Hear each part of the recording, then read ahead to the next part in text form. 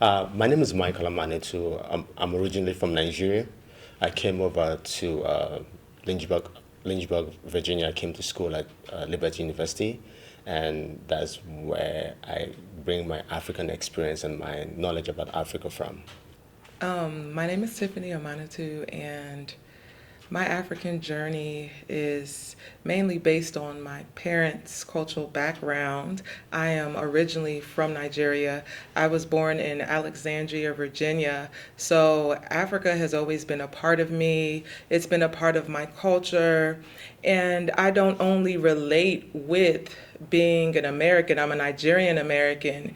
My parents actually raised me bicultural. So I pretty much cook the food, I do the dances, and I speak the language. So I'm fluent in Igbo. I speak a little bit of Pidgin English as well, which is like a general broken up English that West Africans use to communicate. So I also came to Lynchburg for an education to study business. So far my experience in the city has been amazing.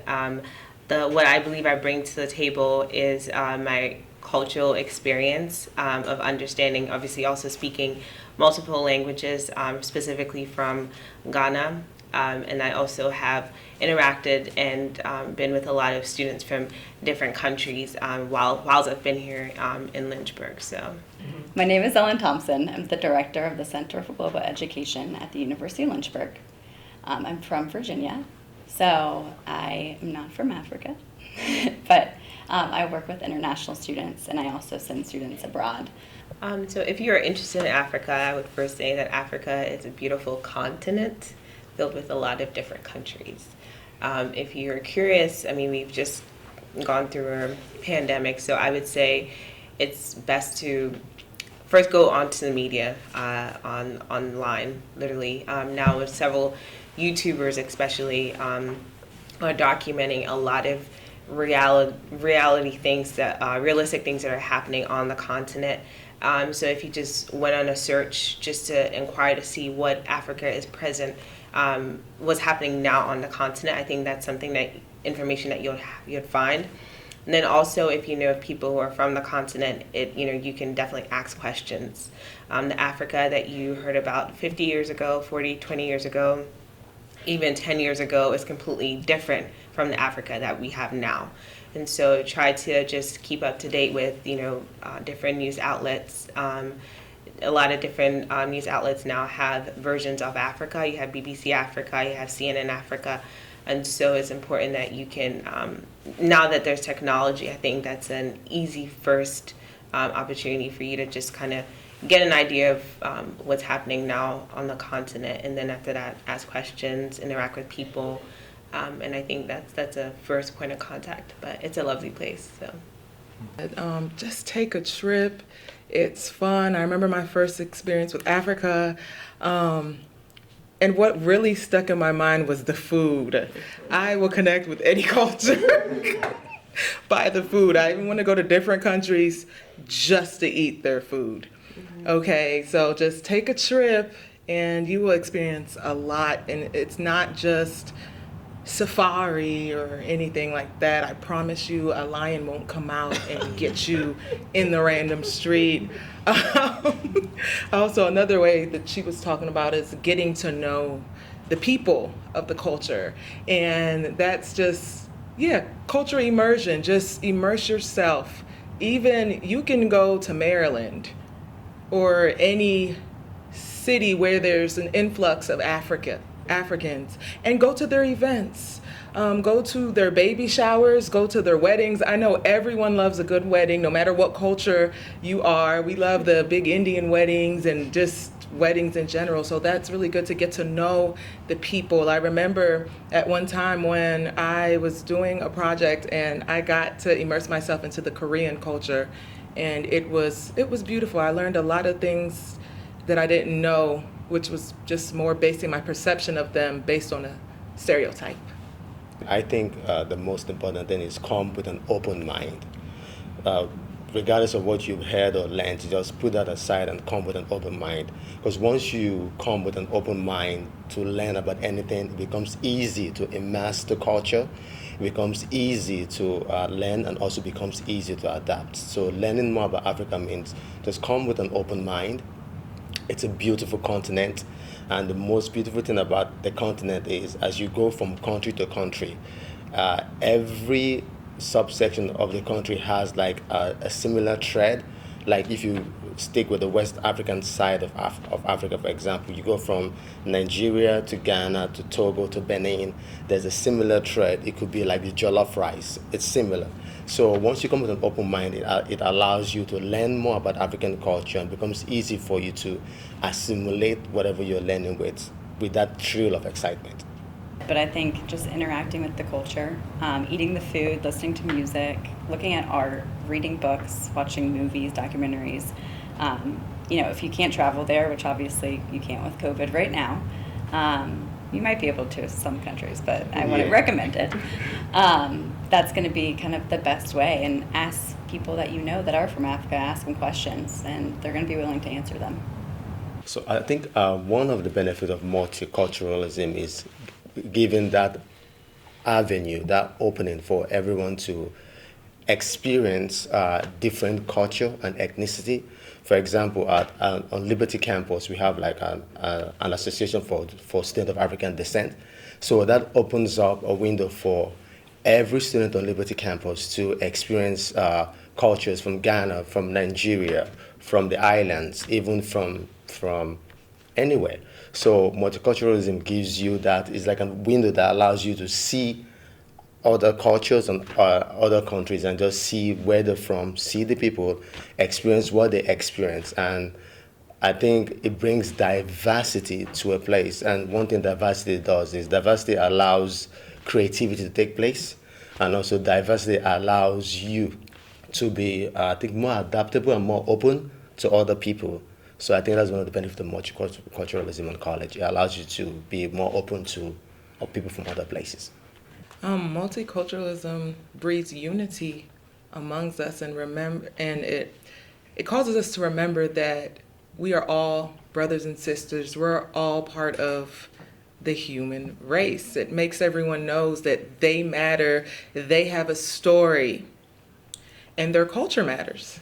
I guess I can speak from a personal experience. By interacting with people from different countries, that definitely has opened up my perspective, definitely given me another sense of empathy, and another sense of understanding that we are truly, just like Tiffany said, one race. When there's diversity, everyone is able to understand where everyone's coming from. And ironically, sometimes when you sit down with people from different countries, or even if it's within the whole African continent, you tend to understand just by interaction that we do have a lot of similar things. It doesn't matter where you're from, where you're born. At the end of the day, when you really speak with someone on a deeper level, you really have a connection. And I think that's something that becomes a real blessing from having a diverse population, especially within a campus. So was that I think a lot of people think that Africa is a country and not a continent. So that clearly shows that we need more global education in the world, and people need to do some research. But I do think that a lot of people have these stereotypes about Africa that just aren't true. I think they think poverty when they think of Africa, and they forget about the upper class. I mean, it's not as much a balanced class, but it's, there is the uppers and there's the lowers. which we have poverty here too, but I know it's different everywhere.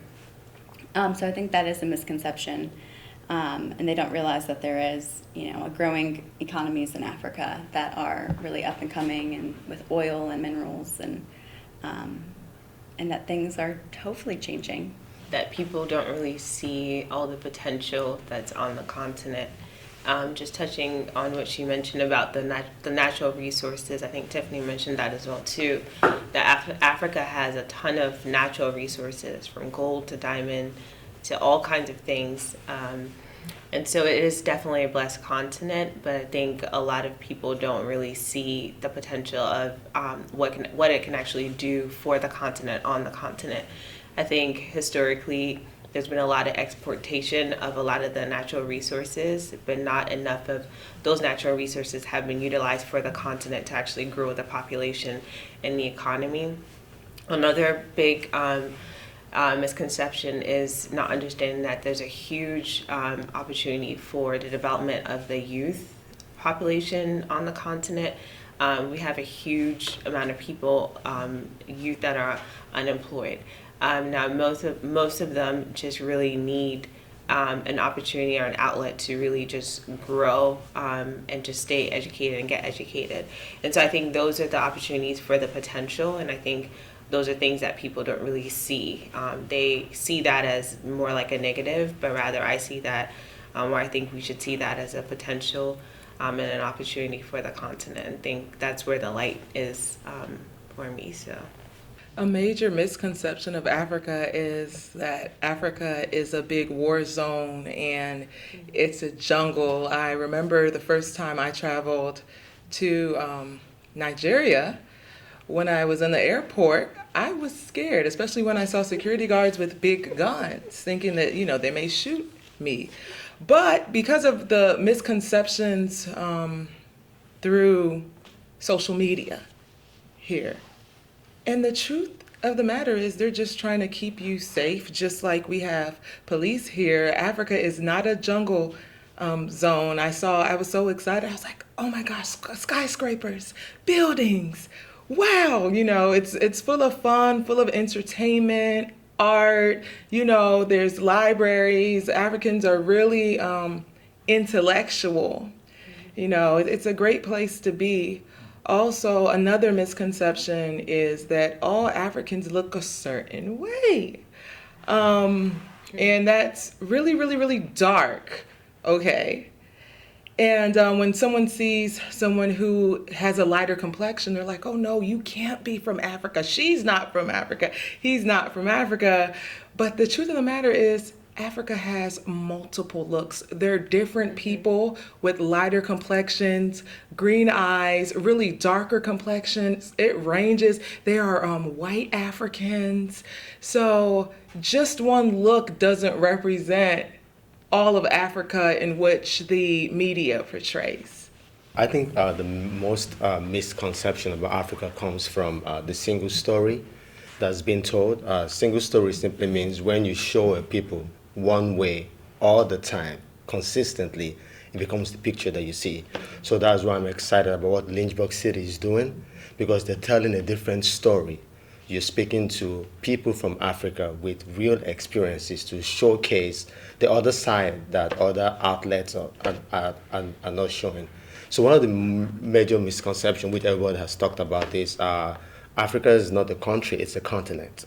Africa does not have one look, it has multiple looks. And the most misconception about Africa is once people hear Africa, they think, to try to do the right word, maybe substandard, lower, but that's not true. Most of the things we enjoy here today have a trace of Africa woven around the beautiful fabric that you see. For example, mathematics from Africa, Egypt, Swaziland. When you talk about the internet, started from African scientist who was the first one to have 20,000 computers function at the same time. So all these beautiful threads of Africa is not seen in the fabric of society today because of that single side story. So those are the misconceptions, but I'm happy that Lynchburg City is trying to tell the story from a different perspective. But so Africa has a way of affecting like everyone, like just even to the simple thing as your cell phone. There's a mineral called cobalt. Cobalt allows your phone to be rechargeable, and it's from Congo. So there's Africa in our lives somewhere, somehow. So we have the mobile phone, we have oil and gas from Africa that allows us to have gas here in America. We have the fabrics, cotton. So there's so much from Africa. So there's so many positive things for Africa, but you just have to come with an open mind to see what Africa brings to the table. One positive thing about Africa is the festive nature, the spirit of celebration there. I know a couple of years ago, Nigeria was rated the happiest country in the world. And when I went, I saw why, because sometimes someone, if they're feeling happy, no matter the condition they were in, they would just put on music and in the middle of the street, and then different people would join them. They'll just make themselves happy. There's a particular mindset that they have, and I know that it's not only Nigeria or Africa. There's other cultures, a lot of other cultures that are very festive. They don't get caught up in, what do I say, first world problems and stuff. Oh, you know, my cell phone broke and whatever the case may be, you know. But they, no matter, even in poverty, there's something on the inside of them that just, they're very grateful about life. They're happy. Okay, you know what? Well, things are not that good, but I'm alive. And some of it may be, you know, maybe spiritually as well, because there's a big religious aspect and spiritual aspect to Africa. So they're happy in different, everything is a cause for celebration. Let me just put it that way. They're like, oh, so-and-so turned 1. Let's have a party, you know.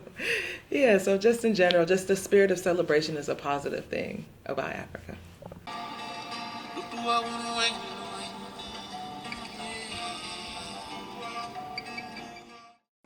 Hi, my name is Ella Emmanuel-Latarra. I am from Monrovia, Liberia, West Africa, and this is our Taste of Nations video. Welcome.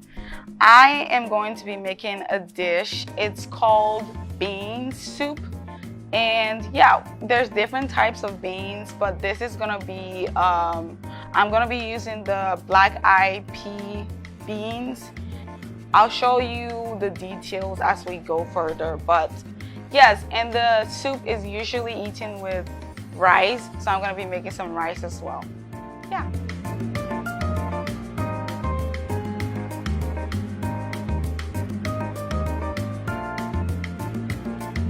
And we're gonna be cutting some vegetables, bell peppers here.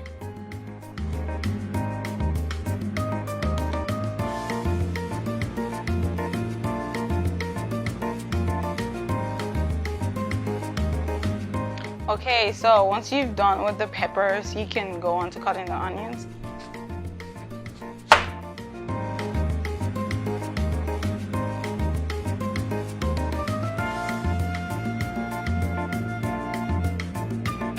Okay, so before I cut the vegetables, I had water boiling and I put in some beans. And now I'm just gonna add some onions to the beans for flavor. It really helps with flavoring. And I'm gonna add some salt here.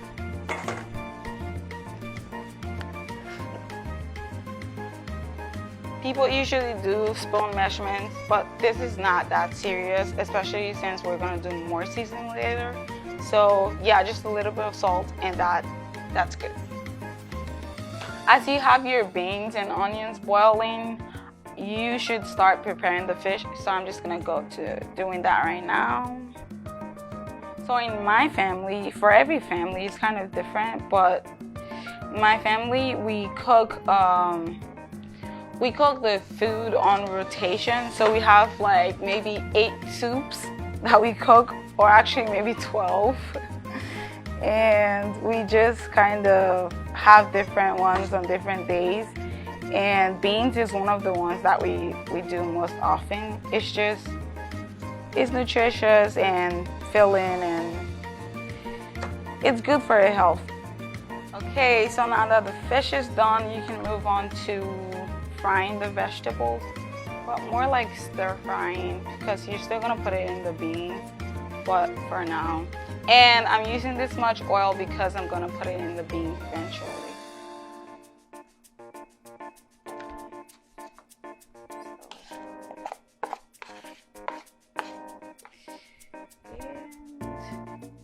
We're just gonna let this fry for a little bit until it gets a little tender, and we'll put it in the soup.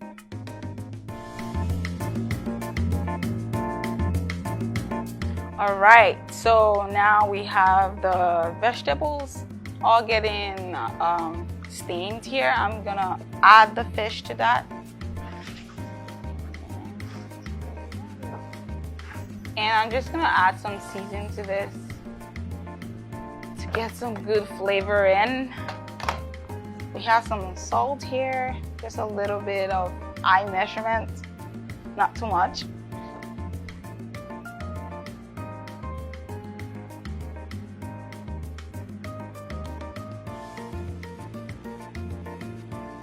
All right, these are all totally optional, but I add some garlic powder, and there's some black pepper, again, and I have some parsley here.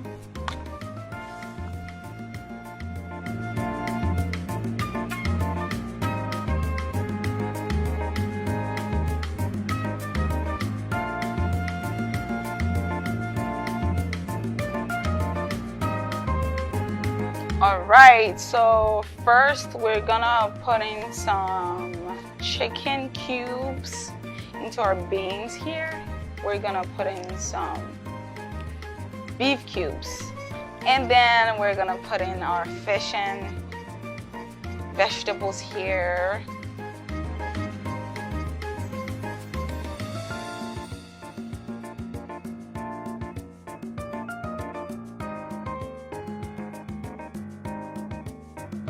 Alrighty, so after putting all the vegetables in here with the fish, I'm just gonna kind of let it simmer for about 10 minutes and it's all done. So yeah, this was black eyed pea making with Ella Emmanuel-Latarra from Liberia.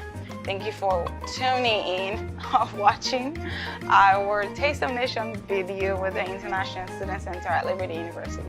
Thank you.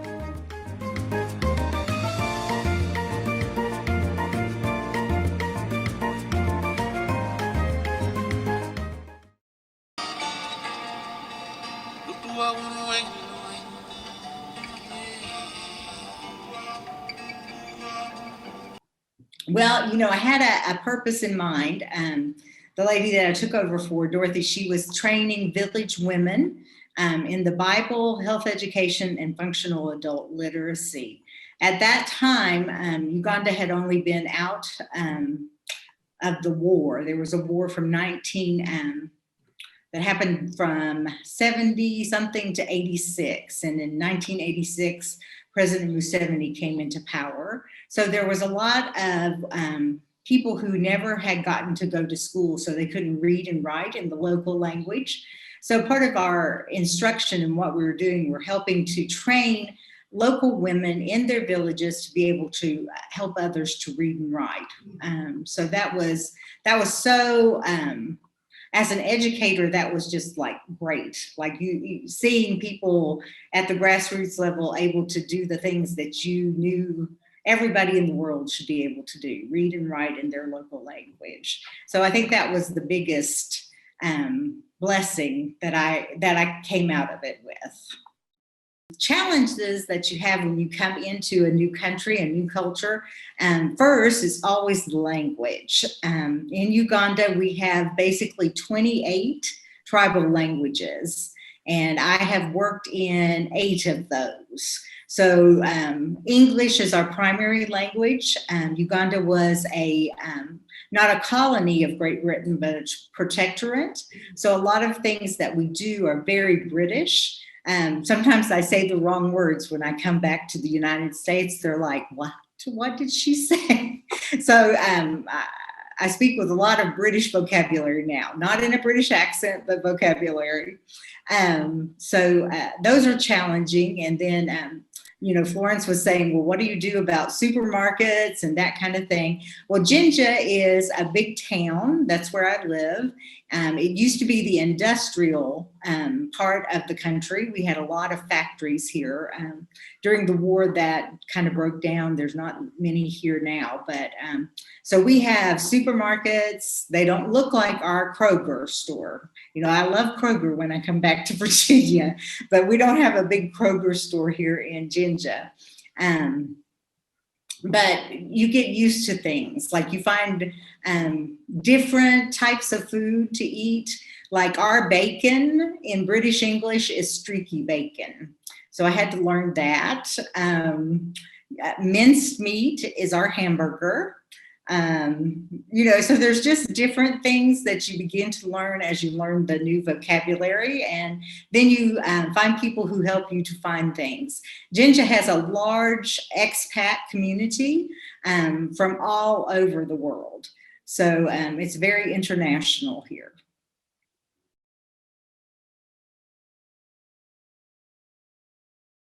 Again, we have many different tribes.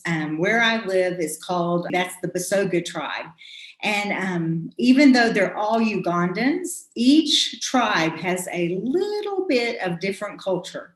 So as you move to the different sections of Uganda, there's a time that you have to find out what that culture is. Some of it is the same. We still have the bride price. So the guy's family must pay for the bride, not just the wedding or, the ceremony or that kind of thing, but they actually have to give the family of the bride cows, goats, sheep, gifts. So all that. So that is a new kind of thinking you have to think about. Because we have Islam here, we also have polygamy.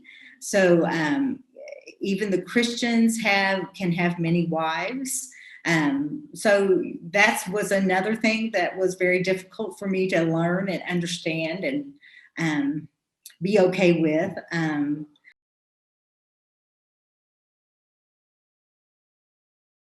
I think tolerance. As I have gone through these 19 years, the first years I saw that I wasn't always really wanting to understand the culture and that kind of thing. But as I've gotten to know the people better, as I've understood the culture better, as I listen to the language, things that are happening, that kind of thing, I feel like I have more of a tolerance for understanding new cultures. I'm not so closed-minded as I once was. And, just maturing and learning to live in a place that's not your passport country. So yeah, those are the things I think. Tolerance.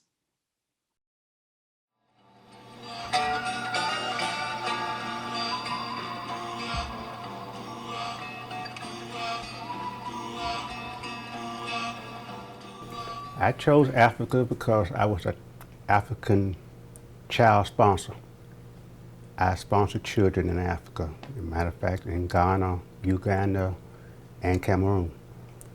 And the kids I sponsored in Africa, in Ghana, that daddy was a tailor.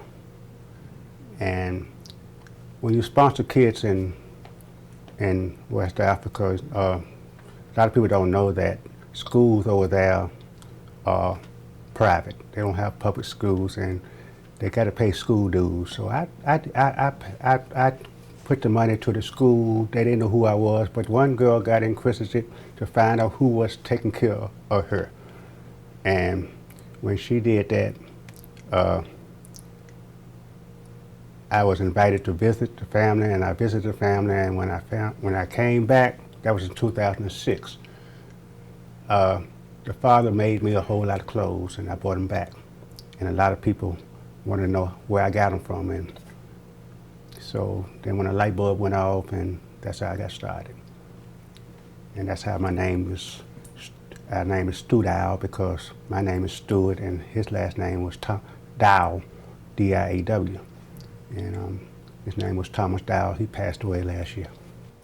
Most of the people come in my store or they're looking for the unique stuff I sell, like body and bath or black soap, which is shea butter, or they're looking for stuff that I sell beauty products, and I sell herbs, not herbal stuff like sea moss, which is detox and stuff like that. A lot of people come in for that. Interaction with the community, I have a couple of dance groups, African dance groups. They support me very well. Sharon White and her dance group. I have some drummers that supports me. They buy drums from me because I sell the Djembe Drums. And then people in the theater, they come in and they support me real well. Then I have dance group from out of town. I have churches that all over the country supports me. My models, a lot of people, a lot of kids when they come in, because I take them as young as 3. I have models as young as 3 years old. But I encourage them and I show them that if they want to do something in life, like be a clothes designer or learn to sew, my dressmaker, she will be here in the next 60 days, and she's going to be giving classes on how to sew, and so we'll go from there, teaching kids and trying to. We haven't got into the rec centers yet, or did anything with the rec centers or the youth or the Boys and Girls Club yet, but I have had some people from the Boys and Girls Club to come and speak to us, and because we give away scholarships every year. We have given away scholarships, we give away trips. We gave a trip to Mexico not too long ago. We give away scholarships. We've been doing that for the last 13 years, giving away scholarships. And we usually have a dinner when we give away the scholarship and tell the recipients to invite their families. So we try to give back. I get customers from not only Lynchburg, but outside of Lynchburg. But right now, I every now and then I get competition, but right now I don't have any. So a lot of people, they go to Richmond and they don't know I'm here. I just got a customer that came through Mother's Day, did not know I was here. And I've been here 3 years, and she lived down the street. And she's been going to Richmond to get all her stuff. So now that she spread the word that I'm here, so she has kind of tag team and told everybody that you don't have to go to Richmond no more. You can come right here. So. And we do also, people don't realize that we also custom make clothes. You know, a lot of people come in and wonder, do I make plus size clothes? I said, if you need plus size clothes, we make clothes. We make bridal clothes. We make bridesmaid dresses, so we do it all. I don't buy wholesale and sell retail. Most of my clothes are made, or custom made. And like I said, 80% of my clothes are custom made.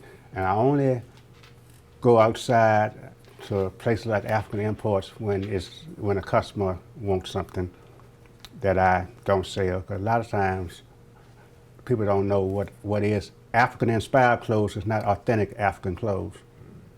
A lot of times people buy caftans, which is not African, it's African-inspired, and they don't realize that. So that's why you don't see me selling too many caftans, because that's African-inspired, it's not authentic African clothing. And then the different fabrics, the Kente fabric is made in Ghana, the mud cloth is made in Maori, and if people don't know the art of the mud, when you say mud cloth, what is mud? Mud is fabric, dye, and mud. And it makes a product that looks like this. Just mud cloth. And it looks hot, but it's cool. In the last 13 years, I have seen people going back to their culture and wearing a lot of African clothes. We got so much to offer. We got Like I said, we have jewelry, we have drums, we have musical instruments, we have a soap, lotion, shampoos, all made in Africa. We have all different types of clothing. We have men's clothing, children's clothing. We have, if you got a dance group or you got a church group around Black History Month, we have a good month during that period because everybody, I never figured it out why people wear African clothes during Black History Month. I never figured that out, but it's good for me because I make a lot of money that month. So, but we have to, we can provide. If we don't have it, we can make it. If people come in with their designs and ask me to make it, and we make it. People don't realize that. They think I can sew, but I don't know how to sew. Because you bring your design, I would pass it on to the people who can sew it. When we were doing the face masks, we made a lot of face masks. We still got a lot of face masks. We jumped on the bandwagon early with the face masks, and I probably got about 300 left over. I said, if I don't sell them, I'll make a quilt. But we have a lot of face masks. But I got a feeling face masks will be selling for a long time to come.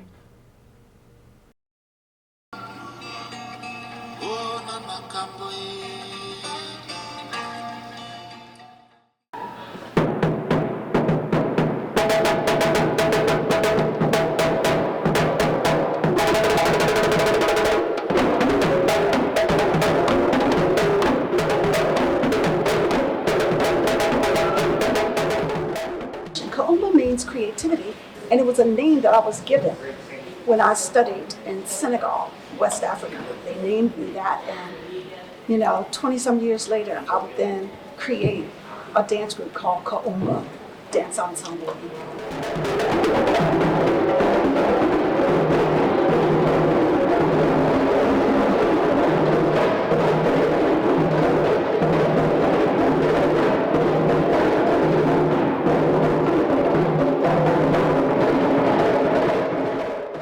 It's just kind of who I am right now. I must dance. And I feel like Misty Copeland, when she says that's how she breathes, I get it. I understand that. Because even though at my age, people say, why are you still dancing? I have to, because it is how I breathe. I think that it is difficult to help people understand that the moves we do are not seductive in nature. That everything we do is from a tradition, that everything we do has meaning, that the songs that we sing, the moves that we make, for example, and this is what I learned in Senegal, is that all of the dances are about an event, for example, coming of age, a marriage, when someone passes away, there are dances that fit those type of events. And so we don't dance just for the sake of doing a step. It is about a feeling. It is about, coming together as a village. There are dances that are recreational in African dance, and there are dances that are more company, more ballet oriented. So once we put choreography together, it becomes a ballet and not just basic steps.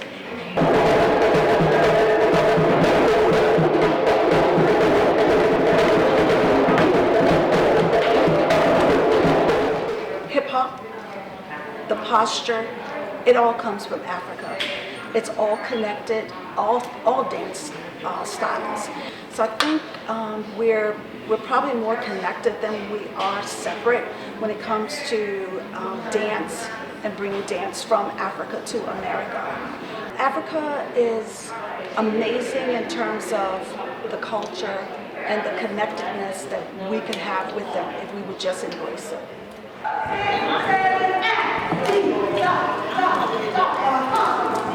What we've done as Kuumba Dance Ensemble is have different cultures involved in our group. For example, we are probably more diverse than I've seen in a lot of places. So when you see us tonight, or you see us dance in events, You're going to see white, black, differently abled.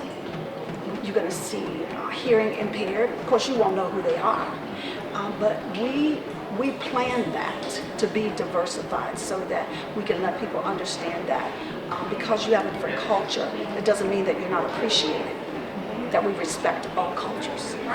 Kuumba Dance Ensemble and other dance groups help people understand that when you're not talking, you dance the same language, just like you smile in the same language. So we try to demonstrate a connectedness with people who are diverse, who might not look like me, but can certainly do African dance. And I'm not threatened by that. I'm in awe of it, that they would even want to do it. And so when you see us out in the community, understand that we are one. We are together, we blend, we respect each other. And so I'm just very grateful for that.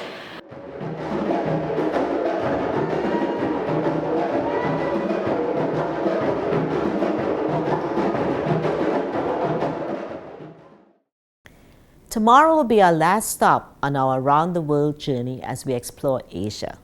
It's also your last chance to win one of our gift cards, so come back for the last day of this year's festival.